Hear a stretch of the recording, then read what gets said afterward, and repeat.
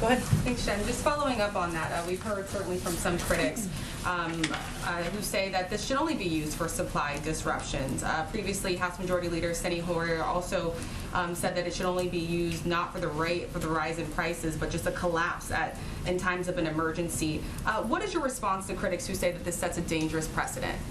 I think our response is that we're emerging from a once-in-a-century pandemic. We're hopeful we're not going to face an emergence from a once-in-a-century pandemic in the future, and that we're using existing authorities, both in the form of moving up the 18 million barrels of sale that is congressionally mandated, and also using authorities that the Department of Energy have. And that as the President of the United States, or as the White House or the federal government, we have a responsibility to do everything we can to ease the burden, cut costs for the American people.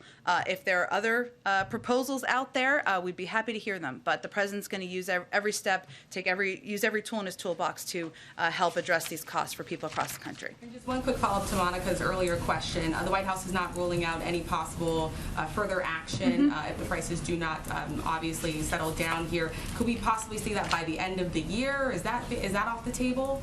Well, we're continuing to evaluate. Obviously, we have a whole month left in the year, so I don't want to give you a timeline from here, but we'll continue to monitor prices. We'll continue to monitor supply, and this is obviously a top priority for the President. Go ahead. Well, following up on all the